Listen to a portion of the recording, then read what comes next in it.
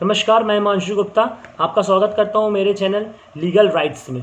आज का हमारा टॉपिक है हमारा राष्ट्रीय मानव अधिकार संरक्षण अधिनियम मीन्स ह्यूमन राइट्स।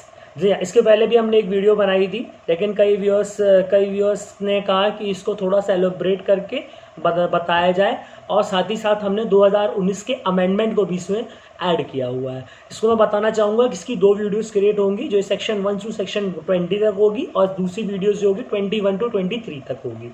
मीन्स राज्य का अलग रखेंगे हम और केंद्र का अलग रखेंगे, क्योंकि राज्य है जो अध्याय 5 से स्टार्ट होता है, और केंद्र जो है वो 1 से लेके 4 अध्याय तक रहते हैं। तो 1 से लेके 4 अध्याय अलग रहेंगे और 5 से लेके 8 अध्याय अलग रहेंगे। मतलब 4 अध्याय एक अलग वीडियो में रहेगी, 4 अध्याय अलग वीडियो में रहेगी।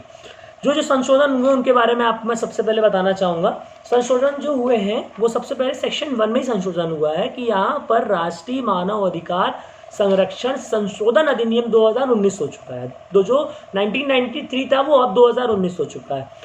दूसरी चीज़ ये बताना चाहूँगा कि राज्य केंद्र सरकार ने अभी इसकी प्रवर्तन का समय नहीं दिया हुआ है। जो इसका प्रवर्तन का समय है वो अभी नहीं दिया हुआ है। मतलब जैसे आप ऑनलाइन चेक करेंगे तो ऑनलाइन में अभी आपको यही शो होगी, जो पुरानी चीज़ें हैं वही शो होंगी, बट ये सब सारी चीज़ चेंज हो चुकी हैं। अपडेट अभी ऑनलाइन नहीं हुआ है, बुक्स में आ चुका है। अगर आप कोई बेयर एक्ट उठाएंगे तो बेयर एक्ट में आपको चेंजेस मिलेंगे। उसके बाद इनमें क्या कहते हैं, ये भी मैं आपको बताना चाहूँगा कि इनकी परिभाषाएं खंड में भी कुछ नए वर्ड्स ऐड हुए हैं। जैसे मुख्य आयुक्त जो कि डिसेबिलिटीज़ को बताते हैं। सशस्त्र, स्टार्टिंग से मैं आपको बताना चाहूँगा, सशस्त्र बल जो आर्मी से रिलेटेड रहता है, सेना नौसेना। अध्यक्ष हर कोई जानता है, अध्यक्ष मतलब जो हेड होता है, चेयरपर्सन होता है। मुख्य आयुक्त जो कि अमेंडमेंट में ऐड हुआ है, मुख्य आयुक्त डिसेबिलिटीज़ पे डिपेंड है। आयोग का जो वर्ड ज़्यादा यूज़ होगा, मान लेंगे मानवाधिकार की बात की जा रही है वहाँ पे। मानवाधिकार जो स्वतंत्र, हर जो मानव व्यक्ति है, जो मानव, उसको मानवाधिकार वहाँ से स्टार्ट हो जाता है। स्वच्छ पानी, स्वच्छ वातावरण, स्वच्छ वायु, इन सब चीज़ों का स्टार्ट हो जाता है। ठीक है, अब उसके बाद हम देखते हैं कि मानवाधिकार न्यायालय अलग से होता है। ठीक है, उसके बारे में भी हम आपको जानकारी देंगे। और अंतर्राष्ट्रीय न्यायालय की बात की गई हुई है। सदस्य की बात की है। राष्ट्रीय पिछड़ा वर्ग आयोग, यहाँ पे राष्ट्रीय पिछड़ा मतलब national commission of backward classes, एक ये नया मेंबर ऐड किया गया हुआ, ये भी आपको बताना चाहूँगा। ये भी एक नया सदस्य ऐड हो चुका है। और उसके बाद राष्ट्रीय अल्पसंख्यक आयोग, राष्ट्रीय बालक अधिकार संरक्षण आयोग, राष्ट्रीय अनुसूचित जनजाति आयोग, राष्ट्रीय अनुसूचित जनजाति आयोग, राष्ट्रीय महिला आयोग, ये भी नई चीज़ ऐड की गई हुई है। अधिसूचना विहित लोक सेवक राज्य आयोग।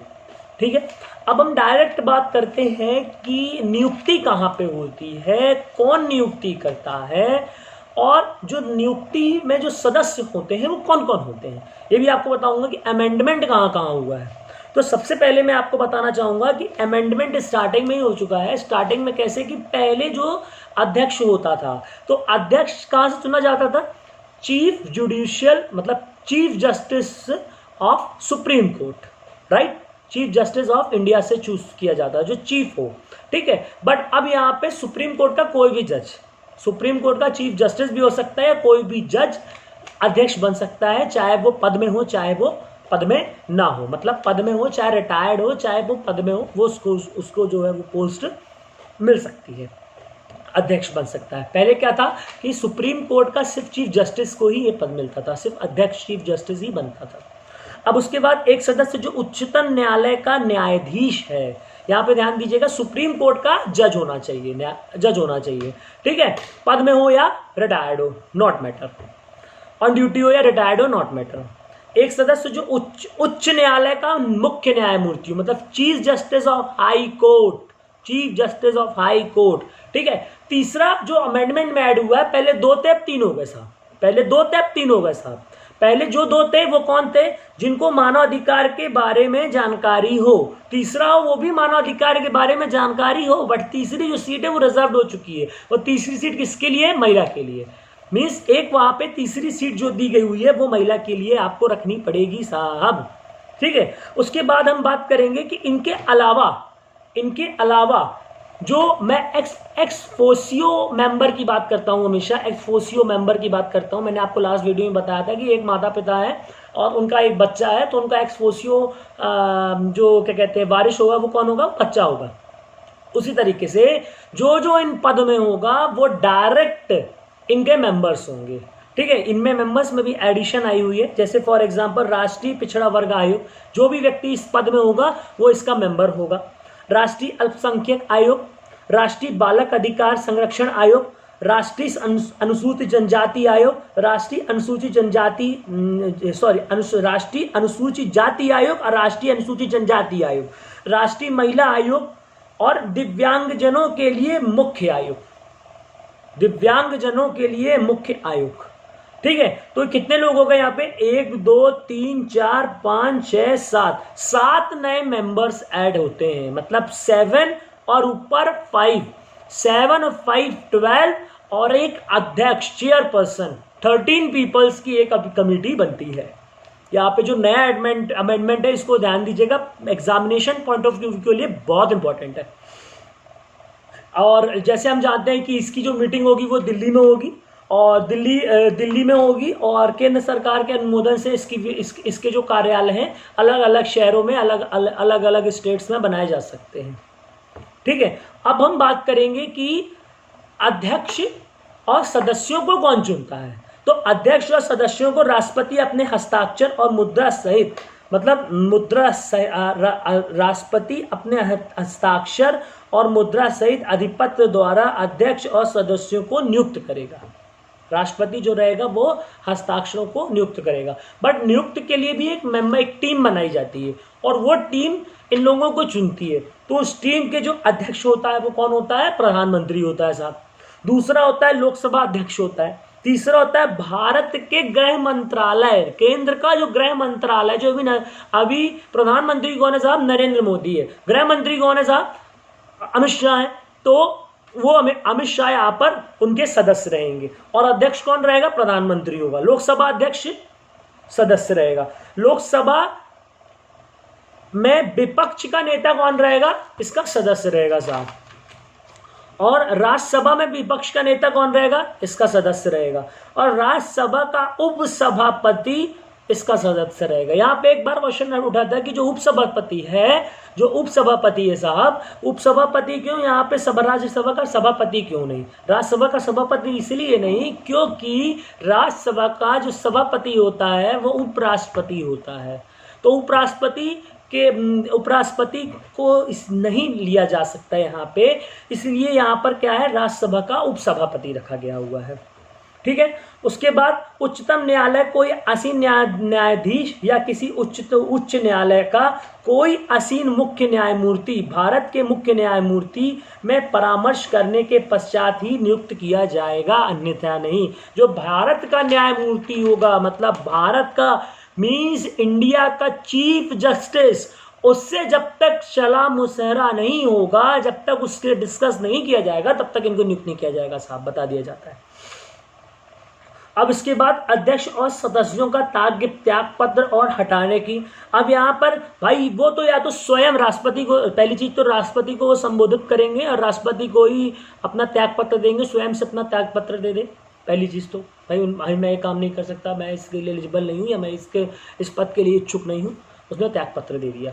उसके बाद उसको अगर हटाने की प्रक्रिया हो तो वो साबित कदाचार या असमर्थता, मतलब साबित कदाचार या असमर्थता, मतलब कि या तो उनका जो मिसबिहेवियर वो कर रहे हो, या तो असमर्थ हो, मतलब वो करने लायक ही नहीं हो। ठीक है, तो उस जगह पे क्या होगा कि न्यायालय के पास राष्ट्रपति भेजेगा कि भाई ये ऐसा है, न्यायालय के पास जाएगा, न्यायालय देखेगी, जो न्यायालय होगी वो न्यायालय देखेगी कि हाँ भाई उच्चतम जो न्यायालय होगा वो देखेगी इनको हटाना चाहिए नहीं हटाना चाहिए, और अपना स्टेटमेंट राष्ट्रपति को भेज देगी। यहाँ पे बताना चाहूँगा कि राष्ट्रपति को मानना हो तो मानेगा, नहीं मानना हो तो नहीं मानेगा। राष्ट्रपति अपना स्वयं का स्वामी है, वो उससे सिर्फ एक प्रोसीजर है जो सुप्रीम कोर्ट के पास जाता है, और सुप्रीम कोर्ट इस पे इंक्वायरी करती है कि भाई क्यों ऐसा किया जा रहा है। उसके बाद सुप्रीम कोर्ट अपना मत रखती है और उसके बाद राष्ट्रपति अपना फैसला ले सकता है। भले ही सुप्रीम कोर्ट कहते हैं कि भाई इसको नहीं हटाना चाहिए, फिर भी चाहे तो राष्ट्रपति इसको हटा सकता है, कोई इशू नहीं। और क्या क्या चीज़ें होती हैं जिसमें राष्ट्रपति हटाया जा, मतलब किस वजह से इनको हटाया जा सकता है? दिवालिया हो गया बंदा, उसको हटा, दिवालिया कोई सदस्य हो गया तो हटा दिया। कोई दूसरा कोई ऐसी चीज़ की मतलब भाई वो यहाँ भी जॉब कर रहा है और कहीं और भी जॉब कर रहा है, इसलिए हटा दिया जाएगा। मानसिक या शारीरिक जो मतलब माइंड उसका काम ना कर रहा हो, मेंटल डिसेबिलिटी हो, बॉडी से डिसेबल हो, तो उसको हटा दिया जाएगा। अनसाउंड माइंड हो, अनसाउंड माइंड मतलब पागल हो, थोड़ा उसका दिमाग एकदम से घूम जाता हो, तो उसको हटा दिया जाएगा। उसको किसी दांडिक दृष्टि से राष्ट्रपति को ये ऐसा लगे कि इसने ये नैतिक अक्षमता है उसके अंदर, उसको किसी में इम्प्रेसमेंट मिल जाए और राष्ट्रपति को लगे कि यार इसके अंदर वो क्वालिटीज नहीं है, अक्षमता आ गई है, ठीक है, तो उस जगह पर उसको हटा दिया जाएगा। अब यहाँ पे राष्ट्रपति अध्यक्ष या अन्य सदस्य को आदेश द्वारा पद से हटा सकेगा। स्वाभाविक सी बात है जो मैंने आपको बता दिया। अध्यक्ष और सदस्यों की पदावधि, अब यहाँ पे पदावधि में भी थोड़ा सा अमेंडमेंट आ गया है, ये भी मैं आपको बताना चाहूँगा। यहाँ पे ध्यान से साधारणतः सुनिएगा, ये राज्य के लिए और केंद्र के लिए दोनों के लिए सेम है, यही बता देता हूँ मैं आपको। राज्य के लिए क्या है, केंद्र के लिए बताता हूँ पहले आपको, दोनों के लिए सेम ही है। सबसे पहले जो 5 वर्ष था वो अब 3 वर्ष हो गया है। 5 वर्ष जो क्राइटेरिया था वो 3 वर्ष हो गया। मीन्स जो पहली बार वीडियो देख रहे हैं उनके लिए मैं बताना चाहूँगा कि पहले 5 वर्ष तक कोई भी व्यक्ति कार्य कर सकता था और या तो उसकी उम्र 70 हो। अगर आपका 5 साल पूरा हो गया है या आपके 70 साल पूरे हो गए, मतलब आप 70 एज के हो गए हैं तो आपको रिटायर हो जाना पड़ेगा, या तो आपके 5 साल पूरे हो गए तो आपको रिटायरमेंट मिलेगा, ठीक है। दूसरी चीज़ कि अब क्या हो गया है, या तो आप 3 साल का हो गए हो तो आपको हटा दिया जाएगा पद से, और या तो आप 70 साल के हो गए हो तो आपको कंप्लीटली हटा दिया जाएगा। या मैंने कंप्लीटली उपयोग इसलिए किया है कि अगर 3 साल के आपका कार्यकाल, 3 साल का कार्यकाल हो गया, पहले 5 साल का था, 3 साल का कार्यकाल हो गया, पहले 5 साल का था, लेकिन अगर 3 साल का कार्यकाल होने के बाद आपको फिर से आपको नियुक्त किया जा सकता है उसी पद पे, फिर से आपको सदस्य बनाया जा सकता है, आपको अध्यक्ष बनाया जा सकता है, इस चीज़ को ध्यान रखिएगा। लेकिन अगर आप 70 साल के हो गए हैं साहब तो फिर आपको डेडलाइन है, इसके बाद आप किसी कार्य को नहीं कर सकते, आपको कहीं भी कोई सदस्य नहीं बनाया जाएगा। और वैसे भी जब आप इस पद को ग्रहण करते हो तो इसके बाद आपको ना ही केंद्र में और ना ही राज्य सरकार में आप कहीं पे जॉब कर सकते हो, किसी भी आप मतलब गवर्नमेंट संस्था में किसी भी तरीके से आप जॉब नहीं कर सकते हो। क्यों नहीं कर सकते हो? इसलिए नहीं कर सकते हो क्योंकि यहाँ फाउंडेशन इसलिए रखा गया है कि बाद में कहीं ऐसा ना हो कि किसी व्यक्ति से मेरे को अगर बनाया गया, सदस्य बनाया गया, तो मेरे को राज्य लोग दे दे कि भाई तुम ऐसा करो, मेरे जैसा कार्य करो, बाद में मैं तुमको इस जगह पद दूंगा। मैं इस लोभ में उनके मन का काम करता हूं कि मुझे आगे जाके राज्य में इतना अच्छा पद मिलने वाला है, तो यहां पर मेरे हाथ पैर काट दिए गए कि भाई अब तुम कहीं पर भी कार्य नहीं कर सकते। इसलिए मन चाह दिल खोल के जो मर्जी हो स्वच्छ और साफ कार्य करो, आपको आगे जाके कोई भी प्रॉफिट न राज्य देने वाला है ना कि केंद्र देने वाला है। हाँ, फिर से आपको यहीं पे पोस्ट मिल सकती है, मतलब फिर से नियुक्त किया जा सकता है 3 वर्ष के लिए, चाहे अध्यक्ष हो चाहे सदस्य हो, दोनों के लिए। और जहाँ पे जो मैंने 5 मेंबर्स बताए थे उन मेंबर्स के लिए कंडीशंस बनती है, और जो 6 जो बाकी वाले मेंबर्स हैं उन मेंबर्स के लिए क्या कंडीशन बनती है कि जब वो एक्स ऑफिशियो मैन रहेंगे, जब एक्स ऑफिशियो जब तक बने रहेंगे तभी तक है। जैसे वो हट जाएंगे उस पद से तो वो सदस्यता भी उनकी हट जाएगी आपसे। जैसे सदस्य, जैसे मान लीजिए जो अभी नया ऐड हुआ है, कैसा क्या हुआ, दिव्यांगजनों के लिए मुख्य आयुक्त, कोई मुख्य आयुक्त का अध्यक्ष है, जैसे वो पद से हटता है तो वो सदस्य से हट जाएगा, ठीक है। अब इसके बाद हम बात करेंगे, यहाँ पे आपको समझ में आया होगा कि अध्यक्ष के सदस्यों और पदावधि की बात। कतिपय परिस्थितियों, जो धारा 7 दी हुई, कतिपय परिस्थितियों में सदस्य का अध्यक्ष के रूप में कार्य करना या उसके कर्तव्यों का निर्वहन करना, तो अध्यक्ष की मृत्यु पर त्याग या अन्य कारण से उसकी रिक्ति की दशा में राष्ट्रपति अधिसूचना या सदस्यों में से किसी एक सदस्य को, यहाँ पे मैं आपको डायरेक्ट बताता हूँ, अगर मान लीजिए कोई सदस्य है, उसकी मृत्यु हो गई या किसी कारणवश उसको हटा दिया गया, उसकी मृत्यु हो गई या किसी कारणवश उसे हटा दिया गया, तो राष्ट्रपति क्या करेगा? राष्ट्रपति उसको उनमें सदस्यों में से किसी एक सदस्य को, उन सदस्यों में से किसी एक सदस्य को अध्यक्ष बना देगा और तब तक बनाए रखेगा जब तक कोई नया अध्यक्ष बनाया नहीं जाता। पहली चीज, जब अध्यक्ष की छुट्टी पर अनुपस्थिति के कारण, यहाँ पे ध्यान सुनिएगा, अगर कोई अनुपस्थित रहता है अध्यक्ष है अनुपस्थित रहता है तो क्या किया जाएगा, राष्ट्रपति किसी दूसरे व्यक्ति को चयनित कर दूसरे व्यक्ति को अध्यक्ष बना देगा, किसी दूसरे सदस्य को अध्यक्ष बना देगा और तब तक बनाए रखेगा जब तक वो अध्यक्ष लौट के नहीं आ जाता या कोई नया सदस्य अध्यक्ष नहीं बना दिया जाता। बस इतना सा, इससे ज्यादा कुछ नहीं है। अध्यक्ष और सदस्यों की सेवा के निबंधन में शर्तें, धारा 8 में ध्यान रखिएगा डबल 8 बना हुआ है, मतलब 8 में डबल जीरो रहता है, मतलब वो धन का चिन्ह रहता है, उसको से लिटा दिया जाए, इसको ध्यान रखने में आपको आसानी रहेगा। तो यहाँ पे इनके वेतन और भत्ते की बात की गई हुई है और ये भी बताना चाहूँगा कि इनके वेतन भत्ते में जब इनको अपॉइंट किया जाएगा उस समय जो उनके लिए पॉजिटिव चीज़ें होंगी उनके वेतन और भत्ते में, बाद में माइनस नहीं किया जाएगा। वो इसलिए रखा गया हुआ है कि बाद में आपको इस चीज़ का डर ना हो कि मेरी फैसिलिटीज़ या मेरे भत्ते में कमी आएगी अगर मैं कोई ऐसा कार्य करता हूँ। तो यहाँ पे इस चीज़ की इसलिए यहाँ पे ये चीज़ रखी हुई है। रिक्तियों आदि से आयोग की कार्यवाहियों का अविधिमान ना होना। अगर कोई बंदा नहीं आया, फॉर एग्जांपल 9 में जब 8 बना तो कुछ डंडी हट जाती है वहाँ से, तो ऐसे हम याद रख सकते हैं कि जो सेक्शन 9 है वहाँ पे मान लो कोई बंदा नहीं आया तो ऐसा नहीं कि आप बोल दो कि नहीं यार सदस्य नहीं था तो आपने जो डिसीजन लिया वो अविधिमान्य है, ऐसा नहीं है भाई। जो सदस्य अवेलेबल है, जो कार्य कर रहे हैं, उनने जो कार्य किया है वो विधिमान्य है। जो नहीं आया एब्सेंट है, अच्छी बात है, नहीं आया कोई दिक्कत नहीं, कोई इशू नहीं। आप जो कार्य लोग कर रहे हैं और जिन्होंने जो फैसला उठाया हुआ है, जो ये कार्य कर रहे हैं वो अच्छा है, गुड है, गुड फेथ पे है वो। प्रक्रिया का आयोग द्वारा विनियमित किया जाना, मतलब प्रक्रिया के आयोग द्वारा विनियमित किया जाना, आयोग का अवशेषण ऐसे समय और स्थान पर होगा जो अध्यक्ष ठीक समझेगा। भाई स्वाभाविक सी बात है, अध्यक्ष ही बताएगा कि किस समय पे होगा और कहाँ पर होगा, कहाँ पर इनको मीटिंग करनी है, किस टाइम पे करनी है। अध्यक्ष इसीलिए बनाया है भाई, स्वाभाविक सी बात है। आयोग के सभी आदेश और विनिश्चय महासचिव द्वारा नियमित अध्यक्ष द्वारा सम्यक रूप से प्राधिकृत आयोग के किसी अन्य अधिकारी द्वारा अधिप्रमाणित किए जाएंगे। जो भी आदेश दिया जाएगा वो महासचिव द्वारा प्रमाणित किए जाएंगे, उसके बाद इसको लागू किया जाएगा। आयोग के अधिकारी और अन्य कर्मचारी बंद। अब एक बात बताइए भाई, ये लोग तो कहीं जाके कोई इन्वेस्टिगेशन करेंगे नहीं, तो भाई कोई अधिकारी बनाओ, कोई सचिव बनाओ, कोई ऐसा व्यक्ति बनाओ जो जाके पकड़े लोगों को, इन्वेस्टिगेशन करे।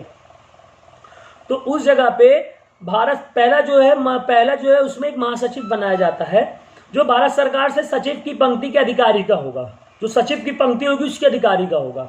और दूसरा उस आयोग का महासचिव बनाया जाएगा। मतलब पहली चीज सचिव की पंक्ति का हो और दूसरा उस आयोग में उसको महासचिव बनाया जाएगा। दूसरा बंदा जो होगा वो डीजीपी रैंक का होगा साहब। डीजीपी रैंक का मतलब डायरेक्टर जनरल ऑफ पुलिस का होगा और उसको जो आयोग के कृत्यों दक्षतापूर्ण पालन के लिए आवश्यक हो, मतलब जो कृत्य हैं उनको करने के लिए वो आवश्यक होगा, वो डीजीपी रैंक का होगा। इस चीज को ध्यान रखिएगा, इंपॉर्टेंट फैक्ट है, इन चीजों को याद रखना हमको जरूरी है।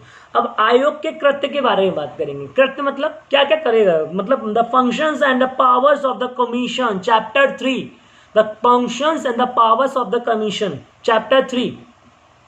तो मानव अधिकार और लोक सेवक द्वारा दुष्प्रेरण किए जाने पर, अतिक्रमण किए जाने पर एक्शन लेगा साहब। जैसे कोई लोक सेवक करता है, कोई लोक सेवक जैसे ही कोई एक्शन करेगा तो फटाक से वो एक्शन लेगा, ठीक है। कोई लोक सेवक ने कोई मानवाधिकार का कोई ऐसा कार्य किया है तो वहां पे जाके एक्शन ले लेगा। अतिक्रमण के निवारण ने लोक सेवक द्वारा उपेक्षा की शिकायत के बारे में जांच करना। अगर कोई अतिक्रमण के बारे में लोक सेवक की शिकायत आई है तो वहां पे वो खड़े होकर जांच करने लगेगा।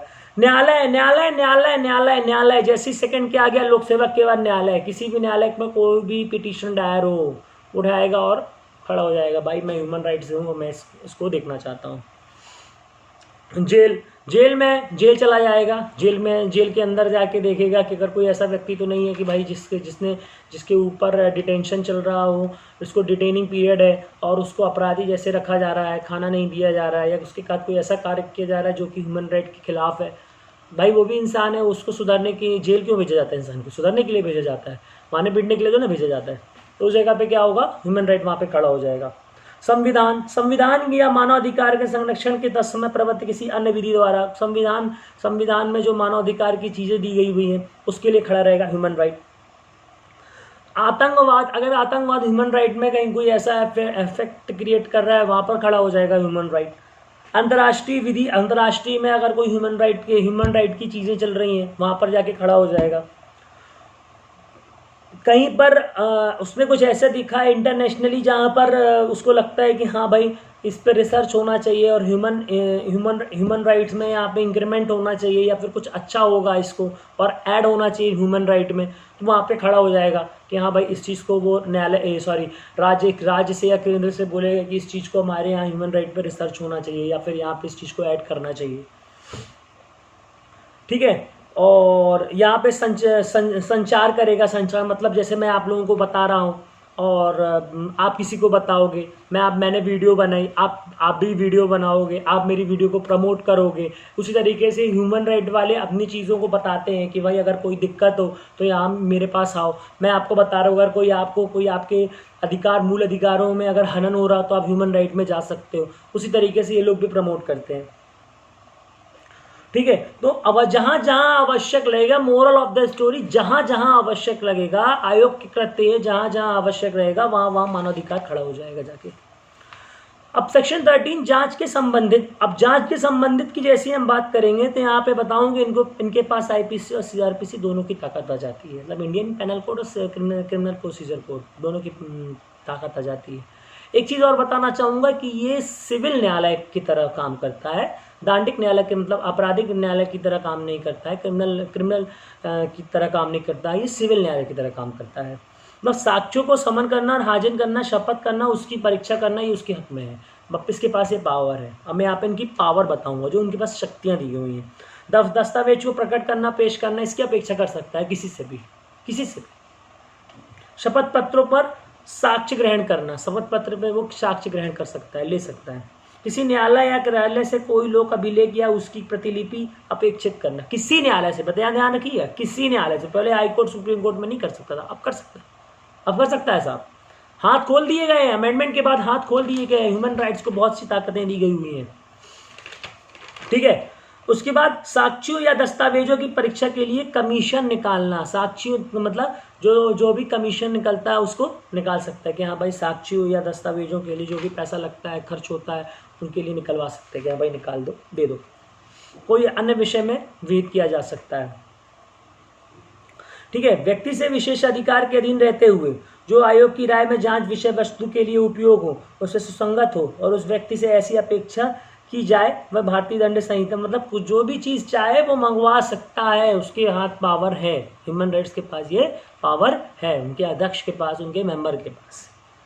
ठीक है, उसके बाद आयोग या आयोग द्वारा इस निम्नलिखित विशेषता प्राधिकृत कोई अन्य अधिकारी जो राजपत्रित अधिकारी की पंक्ति से नीचे ना हो, दंड प्रक्रिया संहिता की धारा 100 के उपबंधों में जहां लागू हो वह अधीन रहते हुए किसी ऐसे भवन या स्थान, मतलब राजपत्रित अधिकारी की पंक्ति से नीचे ना हो किसी भी, तो वो क्या कर सकता है, राजपत्रित अधिकारी से नीचे ना हो किसी भी भवन में जाके वहाँ पे इन्वेस्टिगेशन कर सकता है, जांच कर सकता है, पड़ताल कर सकता है, प्रूफ मांग सकता है, जो चाहे वो कर सकता है। अंदर जाएगा, घूम लेगा, कुछ भी कर सकता है, लेकिन क्या हो, राजपत्रित अधिकारी से मतलब गेजेटेड ऑफिसर्स की पोस्ट से नीचे ना हो बंदा।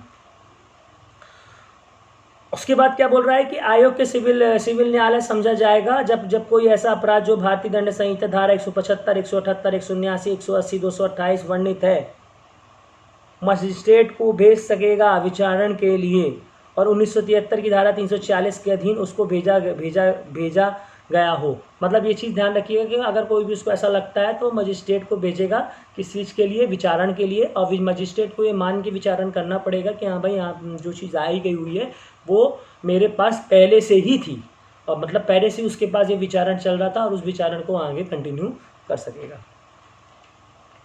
एक चीज़ और बताना चाहूँगा कि वो ऐसे कोई मैटर में 1 साल, मतलब अगर 1 साल से पुराना मैटर हो गया तो उसमें हाथ नहीं डालेगा। अन्वेषण की बात करते हैं। अन्वेषण जैसे हम बात करेंगे सेक्शन 14, अन्वेषण के लिए क्या करेगा, केंद्रीय या राज्य सरकार की सहमति, केंद्रीय या राज्य सरकार की अधिकारी अन्वेषण अभिकरण की सेवाओं का उपयोग कर सकेगा। जो भी केंद्रीय सरकार या राज्य सरकार है उनकी जो भी सुविधाएं हैं उनका उपयोग करके अन्वेषण कर सकता है। किसी व्यक्ति को समन कर सकेगा, हाजिर कर सकेगा या परीक्षा कर सकेगा। आप समन ले सकता है, परीक्षा कर सकता है। दस्तावेज को प्रकट के लिए पेश किए जाने की अपेक्षा कर सकेगा। सेक्शन 15 बयान लेना, मतलब सेक्शन 15 मतलब बयान ले सकता है वो, आयोग के समक्ष व्यक्तियों द्वारा किए गए कथन का वो बयान ले सकता है। ठीक है। अब सेक्शन 16 की बात करेंगे, उन व्यक्तियों की सुनवाई जिन पर प्रतिकूल प्रभाव पड़ना संभाव्य है। आयोग किसी व्यक्ति के आचरण की जांच करना आवश्यक समझता है, या आयोग किसी राय की जांच किसी व्यक्ति की ख्याति के प्रतिकूल प्रभाव पड़ना संभाव्य है, परंतु इस धारा की कोई बात वहां लागू नहीं होगा जहां किसी साक्षी की विश्वसनीयता पे अपेक्षित किया जाए। मतलब जहां पे विश्वसनीयता पे अपेक्षित की जाएगी वहां पे बात लागू नहीं होगी। प्रक्रिया की बात करेंगे, प्रक्रिया क्या बोलती है? शिकायतों की जांच। अब यहाँ पे बात करेंगे प्रक्रिया प्रक्रिया में भी 4 चीज़ें दी गई हुई हैं। शिकायतों की जांच, जांच के दौरान पश्चात कार्रवाई, उसके बाद आपका सशस्त्र बल आ जाएगा, सशस्त्र बल के बाद आयोग की वार्षिक रिपोर्ट आ जाएगी। तो यहाँ पे हम सबसे पहले देखेंगे कि जो शिकायतों की जो जांच होगी वो कैसे होती है। ठीक है। तो केंद्रीय सरकार या राज्य सरकार अथवा अन्य किसी अन्य प्राधिकारी या संगठन में से ऐसे समय के भीतर जो आयोग द्वारा निर्दिष्ट किया जाए जानकारी या रिपोर्ट मांग सकेगा। जानकारी भी मांग सकता है और उसकी रिपोर्ट भी मांग सकता है। ठीक है। तो वह शिकायत के बारे में कार्रवाई नहीं कर सकेगा और शिकायतकर्ता के तदनुसार सूचित कर सकेगा। यहाँ पे ध्यान सुनिएगा, जानकारी या रिपोर्ट की प्राप्ति आयोग का समाधान हो जाता है, कोई जांच अपेक्षित नहीं है अथवा अपेक्षित कार्रवाई संबंधित सरकार या प्राधिकारी द्वारा आरंभ कर दी गई है या की जा चुकी है, वह शिकायत के बारे में कार्रवाई नहीं कर सकेगा और शिकायतकर्ता को तदनुसार सूचित करेगा। यहाँ पे शिकायत के बारे में कार्रवाई नहीं करेगा। अगर वहाँ पे कहीं पर इसका मैटर चल रहा है तो वहाँ पे फिर से अपने पास वो मैटर चालू नहीं कर सकता। नहीं चल रहा है तो जरूर चालू कर लेगा।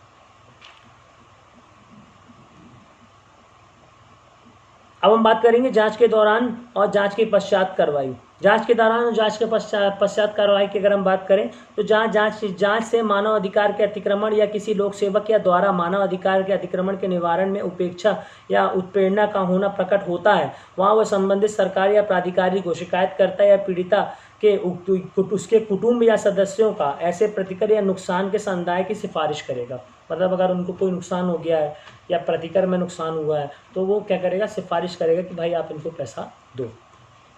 ठीक है।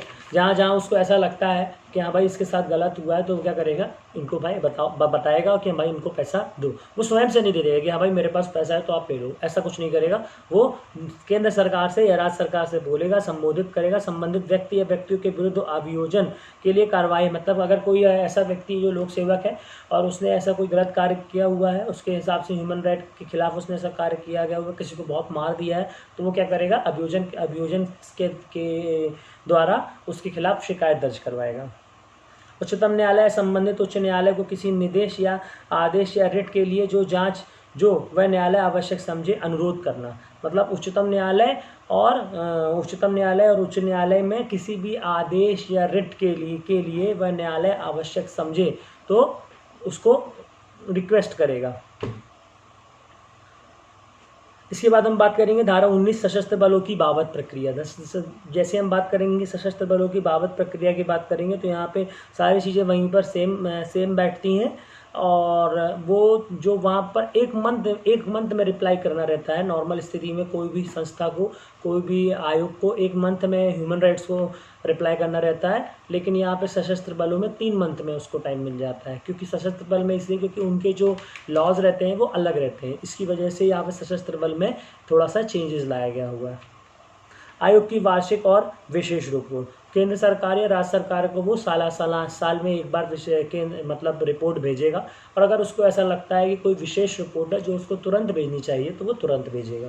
मतलब उसके लिए वो सालाना और वार्षिक के लिए नहीं देखेगा। यहाँ पे एक इम्पॉर्टेंट फैक्ट मैं आपको बताना चाहूँगा कि जो चीज़ें केंद्र सरकार और राज्य सरकार को भेजी जाती हैं और जो उसकी सिफारिशों को अस्वीकृति की जाती है, मतलब जो स्वीकार नहीं किया जाता साहब, तो जैसे इसको स्वीकार नहीं किया जाएगा तो लास्ट में संसद या राज्य विधानसभा के समक्ष प्रत्येक सदन के समक्ष का रखवाएगी। मतलब प्रत्येक सदन, मतलब जो राज्य विधानमंडल के प्रत्येक सदन के समक्ष रखवाएगी जो स्वीकृति अस्वीकार की गई है किसकी? ह्यूमन राइट की। सदन में और राज्य विधानमंडल में, मतलब सदन में और राज्य विधानमंडल में वो उसके सामने रखवाएगी। यहाँ पे हमने सेक्शन 1 टू सेक्शन 20 तक मीन्स चैप्टर 1 टू चैप्टर 4 तक कंप्लीट किया है। नेक्स्ट वीडियो में आपको चैप्टर 5 और हो सकता है कि हम इसके 2 पार्ट्स और मतलब चैप्टर 5 और चैप्टर 6 कर दें और चैप्टर 7 और चैप्टर 8 कर दें, मतलब 2 वीडियो से 3 वीडियोज़ भी हो सकती हैं। तो आप उसको हमारे चैनल में देख सकते हैं। Thank you.